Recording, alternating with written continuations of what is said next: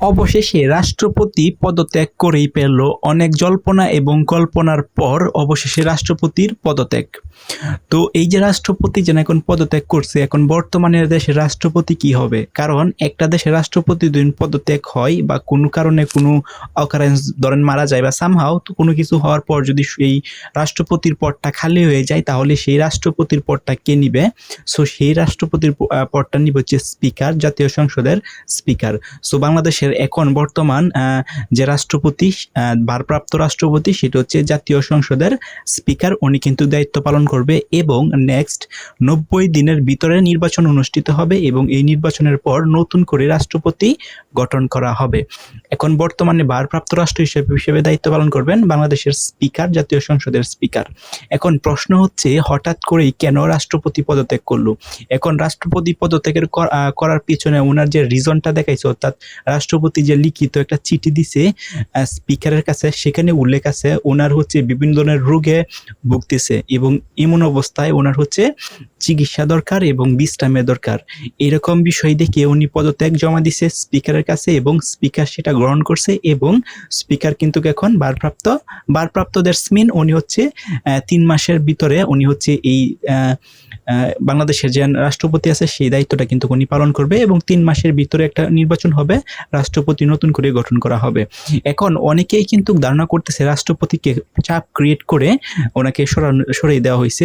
এখন যদি চাপ ক্রিয়েট করে সরিয়ে দেওয়া হতো, তাহলে ডেফিনেটলি এটা রাষ্ট্রপতি বলতো যে আমাকে কেউ একটা চাপ ক্রিয়েট করে আমাকে সরিয়ে দিচ্ছে। কিন্তু স্বয়ং রাষ্ট্রপতি নিজে যেহেতু বলছে যে আমার যে রোগ আছে, বিভিন্ন প্রকার রোগে ভুগতেছে এবং তার বিশ্রাম প্রয়োজন, ট্রিটমেন্ট অর্থাৎ চিকিৎসা প্রয়োজন, এটার জন্য উনি পদত্যাগ করতেছে এবং রাষ্ট্রপতি একটা গুরুত্বপূর্ণ স্থান রাষ্ট্রের, সেখানে সেই দায়িত্বটা উনি প্রপারভাবে পালন করতেছে না অসুস্থ থাকার কারণে। এটার কারণে উনি পদত্যাগ করছে এবং এরকম কিছু গুঞ্জনও কিন্তু শোনা যাচ্ছে যে রিসেন্টলি বাংলাদেশের যে রাষ্ট্রপতি উনি হচ্ছে বিদেশে গেছিল চিকিৎসার জন্য।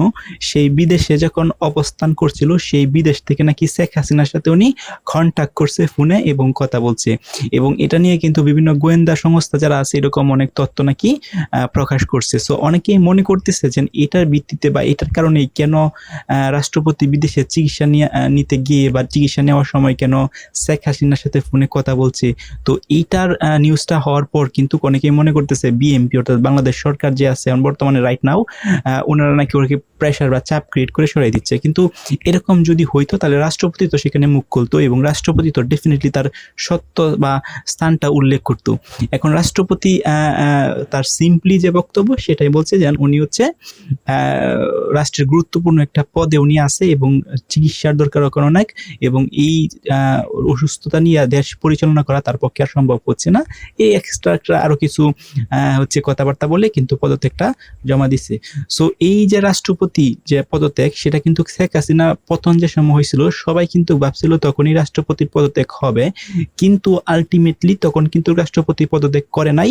সো এখন কোনো দেশে কিন্তু কোনো ঝামেলা নাই, উনি কিন্তু নিজ ইচ্ছায় পদত্যাগ পত্র যেটা আছে সেটা কিন্তু জমা দিছে। সো যে সময় কঠিন সিচুয়েশন ছিল বাংলাদেশের প্রায় ম্যাক্সিমাম অফ পিপল হচ্ছে এই রাষ্ট্রপতির পদত্যাগ চাইতো, তখন কিন্তু উনি পদত্যাগ করে নাই এবং তার যে পদটা আছে সেটা কিন্তু উনি ধরে রেখেছিল।